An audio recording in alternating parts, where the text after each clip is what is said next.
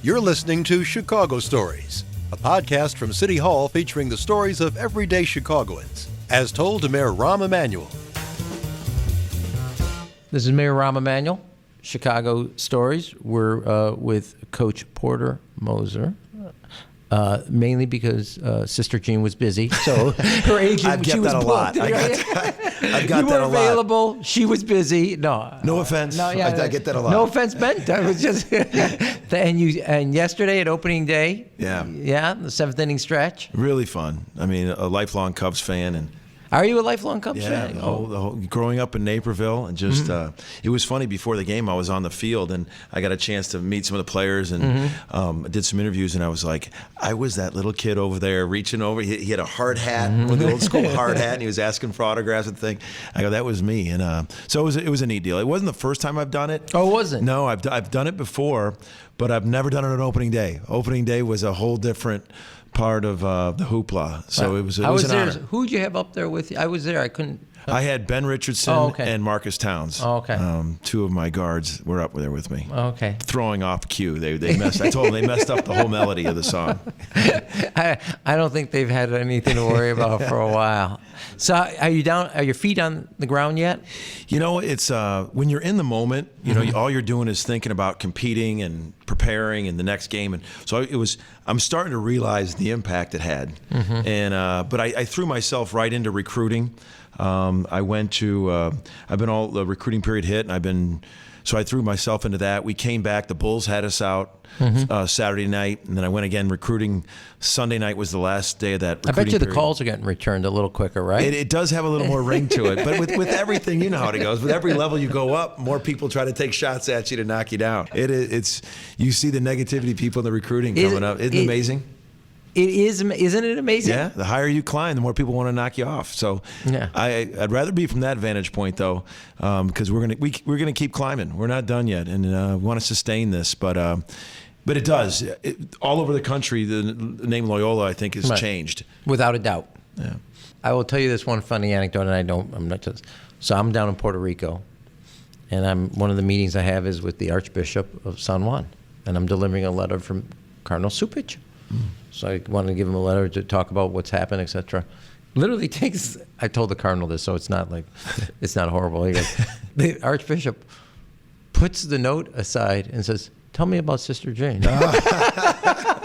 This is when you were right there, before the game, and so I was laughing hysterically. He says, "I get her tweets and everything." He says, "Tell me about it." I said, "The best thing, truthfully, is watching that relationship between the young men and her." Yeah, for sure. Really, it's not that her predictions and all this stuff, but that warmth, that love, and it's so. Even although I hate TV, you can even on TV see the genuineness between the young men and her. Well, your observation is so authentic, because that's what it is. That's the real relationship that she has with our university and our guys. All the fun stuff that they talked about, the scouting reports and the brackets, that's just fun stuff because she's fun. Right. But what she is, I mean, even to the student body, I mean, her office is in the Damon Student Center, and there's always students outside, not just the athletes, but students. She's our comfort blanket. She's to our university, and what the country saw of the visual image of what they saw is not the Sister Jean we know. She's in a wheelchair because she had an accident. Up until that accident, she's a 98-year-old woman walking around with Nike Airs, snow, sleet, walking around, boogieing around. I'll roll down my window. "Sister, need a ride?" "No, I'm good, Porter." That's the sister we know, high energy. So tell me, this is the first time I've done the show and tell, the culture wall. Yes. So give me, some of the phrases you have here and why they're here, and when did you put it up? What's the genesis of this? The genesis is I worked for a legendary coach, Rick Majerus, and people ask me all the time, what did I learn from him? But he had a lot of little sayings to teach the game. You know, like never be 3 in a row. Like that was an offensive term to where if I can do diagrams, like if this is the ball and this is the defense and this is a player, you know, you don't want to be 3 in a row. Don't move the mic from you, okay? Here, use my pen. You want to move. So if this is the ball, the defender, as he drives, you don't want to be 3 in a row. You want a passing lane. Right. So there's all these little teaching points. You know, through you to the rim is a defensive term. So I was going through all the stuff, when I got the Loyola job, and it was accumulation of a lot of little things that I wanted to become our culture. And so they had just redone the locker, the building, and I'm like, you know what? And I had this literally the first 2 weeks I got the job. And we started, and every one of these things are basketball related to some kind of a little teaching point. And I think David Haw, the Tribune, when he did the story on it, I said, ask anybody that walks in. And walked in, and he goes, all right, Clayton Custer, tell me one of these. And he just randomly picked any one up. They have a specific meaning. And I think culture, there's two parts of our culture. One is the technical basketball side of it, the attention to detail, the little things matter, and it's accumulation. The other part of culture is off the floor, the young man who you are, the character, how we do things, the student athlete, the academic side, and it all kind of started with our Loyola culture. We've been talking about it amongst ourselves since I took over the program as a foundation of what we believe in, and it just kind of, now the public saw it, but this has been up since day one that I took this job. Huh. And is there anyone that you think speaks to the... I'll tell you one. If we were in the hall, what would you, and I pointed to you and say, okay, pick one, or pick a couple. There's so many. It's hard to pick out so many, but I'll tell you one that's really. There's 3 or 4 in here that are defense related. One is through you to the rim. It's a big Rick Majerus term. Is that you slide your feet and you're not trying to foul, you're not trying to gamble. It's a term of you got to slide your feet. He's got to go through you to get to the rim. There's one, reach for the lights. It's when a guy drives to make your thing, instead of trying to always block the shot, which most times now you get a foul. No. We reach for the lights, we jump up, we use the verticality rule. Show your hands. When a guy's driving, we show the hands. Those are 3 or 4 that go onto that. This year, we finished second in the nation in fewest fouls. And that adds up. That adds the accumulation of those lot of little things that we do that you're avoiding. You're playing physical, you're playing tough, but you're not gambling and playing on discipline.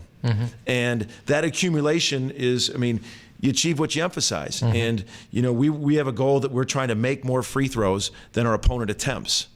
And that goes into not having all these undisciplined fouls. You're going to get fouls of aggression and all that. But the ones that are lack of discipline. I practice that in life. That's right. We try. It just happens, right? Yeah. So that's the accumulation of these. I love, the value of the ball. Give a verbal is a communication term that we have when a guy comes off the corner and he helps. You've got to give your man a verbal that that he left you.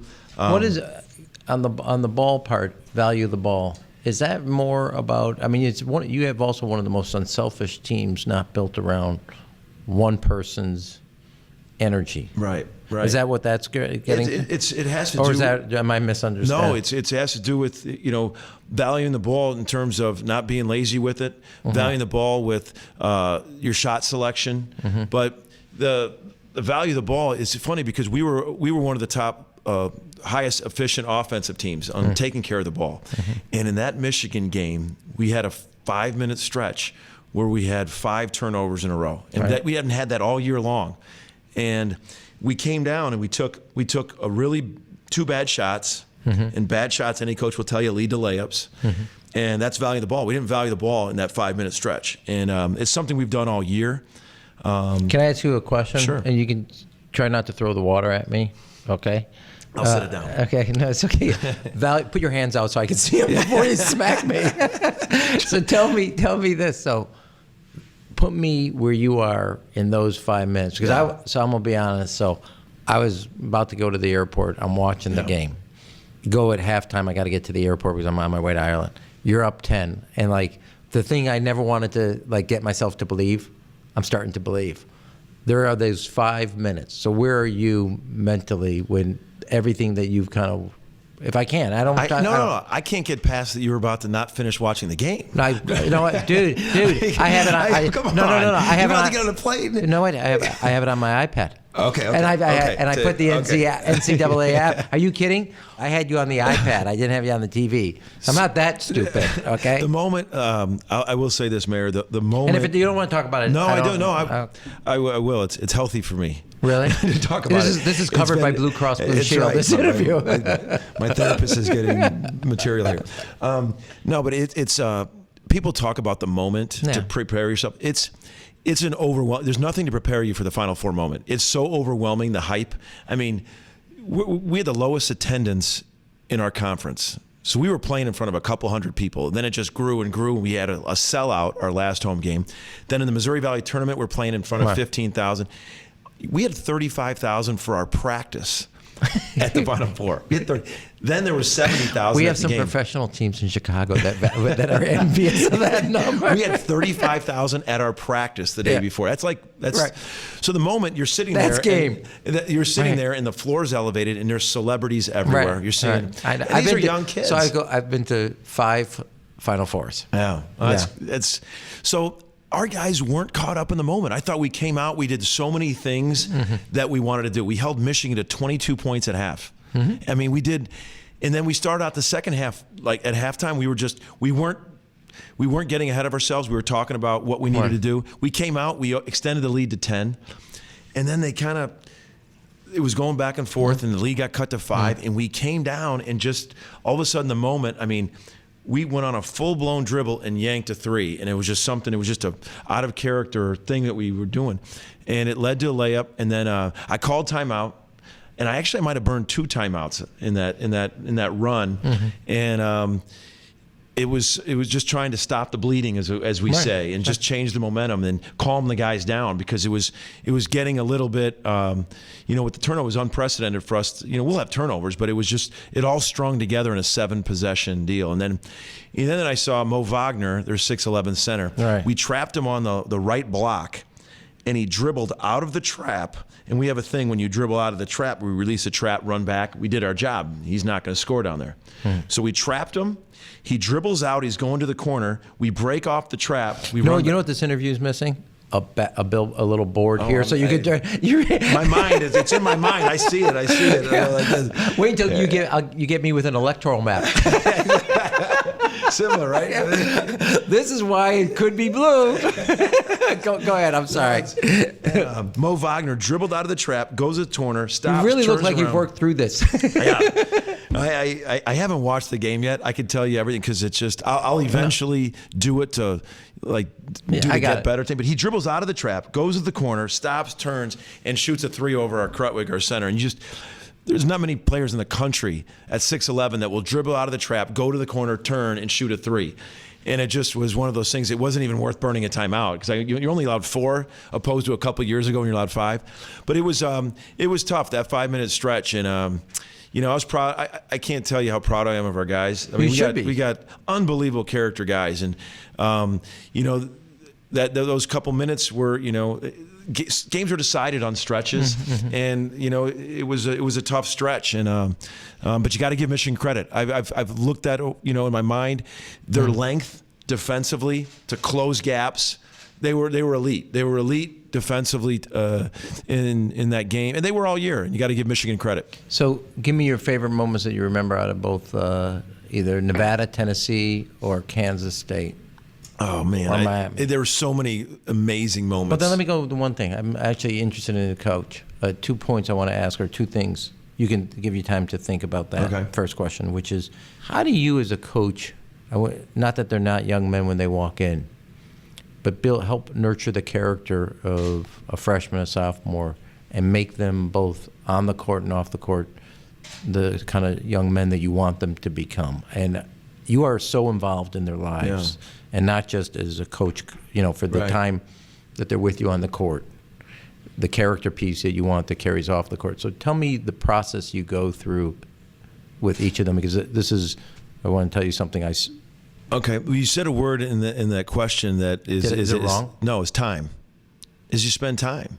Just like as a parent with your kids, you spend time building a relationship. And I've been a coach that believes in that. I tell them in the recruiting process, this isn't a 4-year commitment you're going to give me. This is a lifelong relationship. And as a coach, my philosophy is young people want to be coached. They want to be held accountable, but they want to trust. And how do you build trust? You spend time with them. You get to know them. You get to know their families. And I think the time, the trust that is in our locker room, because the relationship that was built is you have a reservoir to draw on. Yeah, exactly. In hard time, right? Yeah, absolutely. And you can get on a young man if there's trust and love there. And I think, to get there, the culture from day one, it's a family atmosphere that they know that you have your best interests. You know that you're pushing in like you would a family member. And these kids get to know my family. They get to know my kids, my wife. They get to know the coaches and the coaches' wives. And it's truly something where time, you have to build a relationship. So that's a big part of what I believe in terms of the culture and with that. The other question you asked me about was the favorite moments. And there's a number of them of different parts. I mean, there's one of pride. One of pride is when I was on the podium of the press conferences and to hear the humility of each guy. When Dante Ingram hit the shot against Miami, he was so humble, talked about, any one of these guys could have done it. I was just fortunate enough to be. The next game, Clayton Custer hit the shot against Tennessee. He's up there talking, any one of these guys, I was fortunate. Then the next game was Marcus Towns. And then Ben Richardson, a senior, couldn't have been happier for all his compadres and all this stuff. And then he has his career high the last game. And each one of them was so genuinely happy for each other. There was no jealousy. It was genuine. So that was a feeling of pride, a feeling of overwhelming just joy was watching my kids and my wife. And I didn't, after we were going to the Final Four, or after we won it. Did you keep pinching yourself? I tell you, I'm all over the map right here, but I'll skip to that part. I've always Do you want watched, to do a play on the table again? Yeah, and I got no plays. This one's just surreal. Our coaches' convention is the Final Four. So I've been to 27 Final Fours in a row because that's where our meetings are. Right. And I've watched that Elite Eight games and see the coach with confetti coming down and they're handing him the trophy to go to the Final Four. And I've always watched that going, that'd be unbelievable. And I caught myself really taking it in. Stepping with the confetti. outside yourself. Taking the confetti in, sitting there with a group of guys that I love, getting the trophy to go to the Final Four. That was just a surreal moment where I actually took it in, But one of the most memorable parts for me was when after we went over and I hugged my wife, Megan, and my 4 kids, and a coach's wife, a coach's kids, anything, like if your family, anybody that has to has a job where you spend that much time invested. And the whole family's The whole family is all in. And they've been all in on my coaching journey. And to embrace them, and I didn't realize it until I saw the video of it on CBS. Like my daughter was bawling. My sons were just to see them hug me, and my daughter was overwhelmed with joy. Was such a cool moment for me, looking back on it. The last one was just a private moments, like with our guys. Like after all the hoopla, like we'd beat. I remember beating Tennessee. We go back, the hotel, everything was just a mob scene, and we kind of made our way to a room to have a meal, and we're all kind of looking around, just giggling like little kids, like, hey, we're good. And just those private moments with the team where they're just really young guys, just enjoying the moment and sharing the moment of all they invested in it was really, really fun. I mean, you also have a couple of comments I want to get to, because to be in the Final Four, take a team, 11 seed, and then I have a personal relationship with this comment or the value associated when you were ISU, and you said that was the lowest point in your career, and then to be, because if I read it right, the next time you were trying to go for an interview, they wouldn't even take you for an interview, and here you are in the Final Four leading an 11-seeded team. To have that journey in the career, I think is a remarkable, and I have a personal view about this. I always say this on graduations. The greatest moment for you in your life will be when you fail. You will learn everything you need to know about yourself and life at that moment, if you do it right. Absolutely, and no question. And your quote, you have a quote associated with ISU, that moment when you said it was the lowest, and how's that journey for you? You're right. I mean, it's. You don't have to agree with the mayor just because it's my podcast. No, absolutely. I mean, it's but it's a good way to start the interview. You learn more from your failures than you do your successes. You learn more from your failures, and I went through at ISU. I took over a last place team, and I signed a 7-year contract. And after 4 years, I felt we were doing the same thing as the culture, and a new athletic director bought out my last 3. So you get over the bitterness. But what my faith, my family, everything was about a competitive reinvention. You know, I've been competitive my whole life in sports. And, Really? You look kind of laid back to me. and I talked about a competitive reinvention, and that I just threw myself into my next journey. And that's when I went with Coach Majerus. And I learned more from how I react. I talked to my own kids. You know, I told them there's a great quote, and I don't have any tattoos, but if I had one, it would be this tattoo of an old saying is fall 7, rise 8. Fall 7. Rise 8. Okay. You know, you for every time you fall, you're going to rise one more. Yeah. And it's fall 7, rise 8. And that's what I would have if I had a tattoo. And it's just because you're going to have obstacles in your life. You're going to have failures, but there are opportunities to show character. It's opportunities to reinvent yourself for a competitive reinvention. And so you got to get past the natural grieving process of it, because I felt that it is a jet fuel, though, for the next mission. It was. The failure is your jet fuel. I mean, I was fired from the Clinton White House in the first 6 months. Really? Yeah, totally let go. And I said, I don't know where I found it. I said, I'm not going. I don't even know where I found the gumption to say that. I said, President has to fire me. I'm not going. So they gave me this crazy project, and I worked my way back up to senior vice. But it is your competitive jet fuel. It's an extra little pack, a battery that you charge.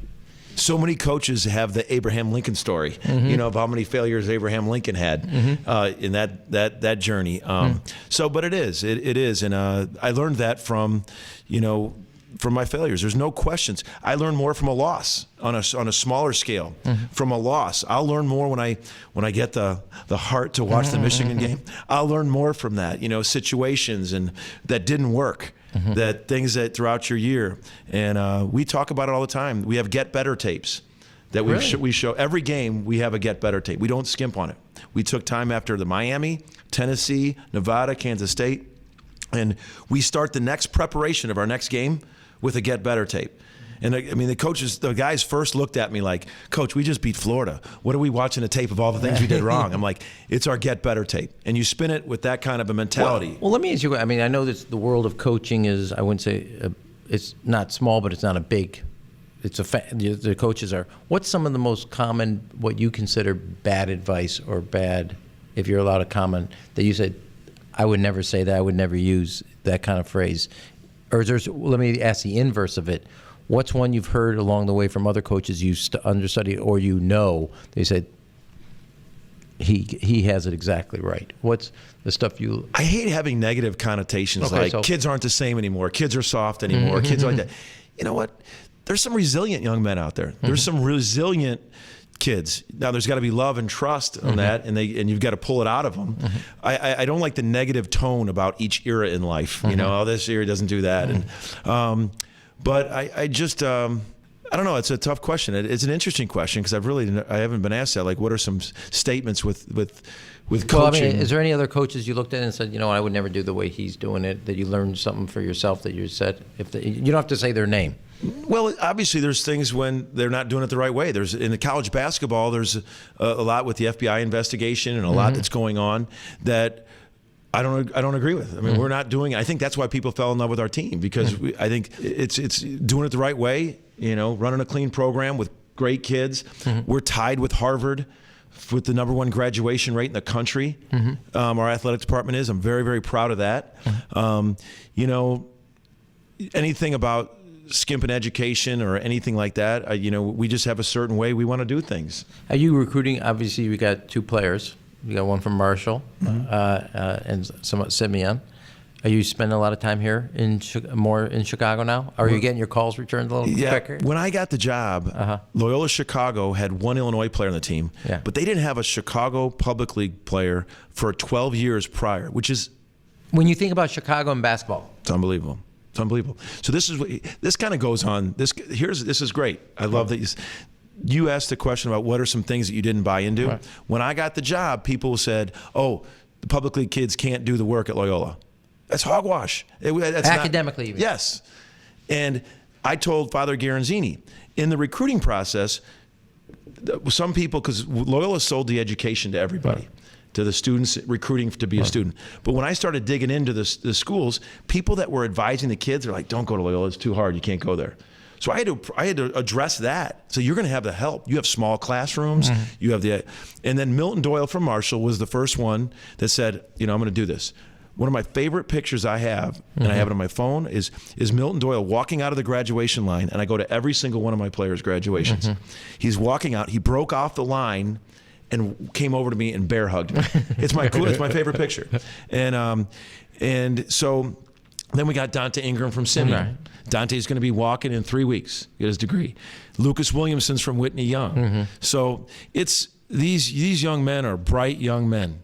They, they're graduating on time. I mean, Dante's 4 years on time.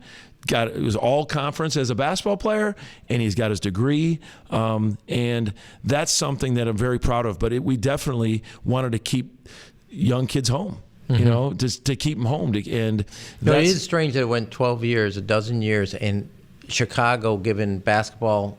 Now, since you did some statistics, our graduation rate here is growing every year for the last 5 years, 3 times the national average.